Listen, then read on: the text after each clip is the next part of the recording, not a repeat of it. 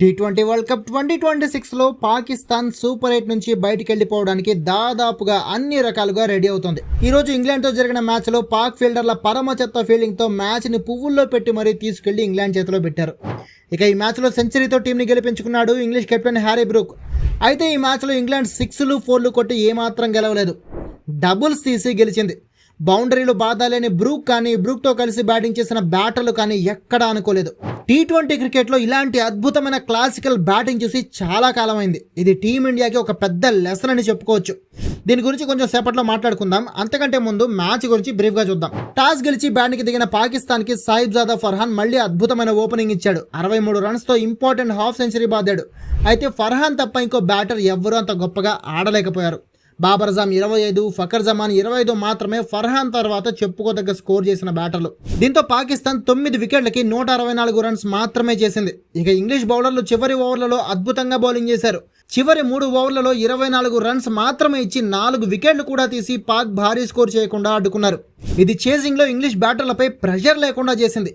మొత్తంగా ఇంగ్లీష్ బౌలర్లలో Liam Dawson 3 వికెట్లు, జేమీ ఓవర్టన్, జోఫ్రా ఆర్చర్ చెరో 2 వికెట్లు, ఆదిల్ రషీద్ 1 వికెట్ తీశారు. అయితే 165 చేసింగ్లో ఇంగ్లీష్ బ్యాటింగ్ కూడా కొలాప్స్ అవుతూనే మొదలైంది.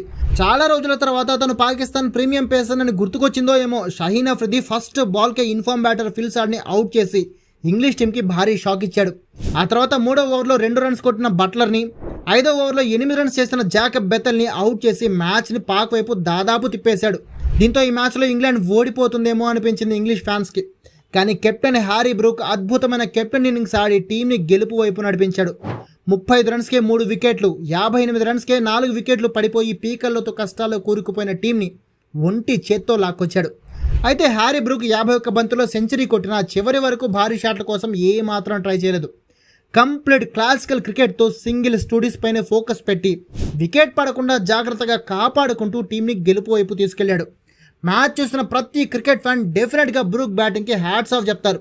దీనికి పక్కా ఉదాహరణ ఏంటంటే ఈ మ్యాచ్లో బ్రూక్ తన సెంచరీలో మొత్తం 42 రన్స్ డబుల్స్తోనే సాధించాడు. ఇక అర్థం చేసుకోండి క్రీజ్లో ఎంత అద్భుతంగా కదిలాడో, ఎలాంటి క్లాసికల్ క్రికెట్ ఆడాడో.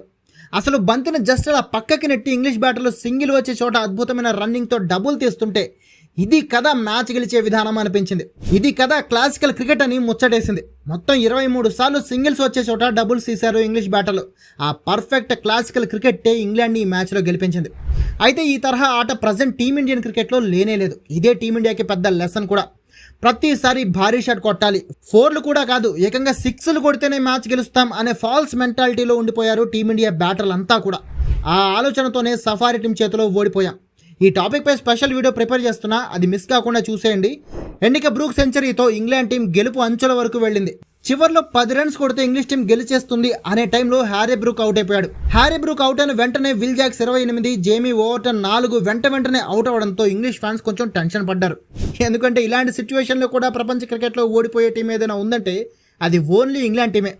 అందుకే ఆ టెన్షన్. కానీ చివర్లో జోఫ్రా ఆర్చర్ 4 కొట్టి టీంని కంఫర్టబుల్గా గెలిపించేశాడు. 165 టార్గెట్ని 19.1 ఓవర్లలో 8 వికెట్లు పోగొట్టుకుని 166 రన్స్ చేసి ఇంగ్లీష్ టీం గెలిచేసింది. ఇక ఈ గెలుపుతో ఇంగ్లీష్ టీం సెమీస్లోకి గ్రాండ్గా ఎంట్రీ ఇచ్చింది. 2026 సీజన్లో సెమీస్ చేరిన ఫస్ట్ జట్టుగాను నిలిచింది ఇంగ్లీష్ టీం. అయితే ఈ మ్యాచ్లో పాక్ బౌలర్లు అద్భుతంగా బౌలింగ్ చేశారు. షహీన్ అఫ్రిది ఈ టోర్నీలో ఫస్ట్ టైం సూపర్ బౌలింగ్ చేసి 4 వికెట్లు తీస్తే మహమ్మద్ నవాజ్ 2, ఉస్మాన్ తారిక్ 2 వికెట్లు తీశారు. ఇంత అద్భుతంగా బౌలింగ్ చేసిన చెత్త ఫీల్డింగ్తోనే పాకిస్తాన్ ఈ మ్యాచ్లో ఓడిపోయింది. క్యాచ్లు వదిలేశారు, బౌండరీలు కాపాడుకోలేకపోయారు, కనీసం డబుల్స్ తీయకుండా ఆపలేకపోయారు. ఇంగ్లాండ్ తీసిన 23 డబుల్స్లో 20 వరకు సింగిల్స్తో ఆపగలిగేవే, కానీ వాటిని పాక్ ఫీల్డర్లు ఏ మాత్రం ఆపలేకపోయారు. దీనివల్ల ఈ మ్యాచ్లో పాకిస్తాన్ ఓడిపోయింది. అయితే ఈ ఓటమితో పాకిస్తాన్ సెమీస్ చేరే ఆశలు కూడా దెబ్బతిన్నాయి. ఒకవేళ 28వ తేదీన శ్రీలంకతో జరిగే మ్యాచ్లో కూడా పాకిస్తాన్ ఓడినా, లేదంటే న్యూజిలాండ్ మిగిలిన 2 మ్యాచ్లో శ్రీలంక ఇంగ్లాండ్ని ఓడించినా పాక్ అఫీషియల్గా ఇంటికి వెళ్ళిపోతుంది. అలాగే ఒకవేళ శ్రీలంకపై పాకిస్తాన్ గెలిచినా కూడా న్యూజిలాండ్, ఇంగ్లాండ్, శ్రీలంకలో ఒక టీం చేతిలో ఓడి 2వ టీంపై భారీ తేడాతో గెలిచిందంటే పాకిస్తాన్ అప్పుడు కూడా ఇంటికి వెళ్ళిపోవాల్సిందే. మరి చూడాలి ఏం జరుగుతుందో. అయితే మీరే చెప్పండి, పాక్ సెమీస్ చేరుతుందంటారా, లేదంటే సూపర్ 8తోనే పాక్ చాప్టర్ క్లోజ్ అయిపోతుందంటారా? కామెంట్ చేసి చెప్పండి.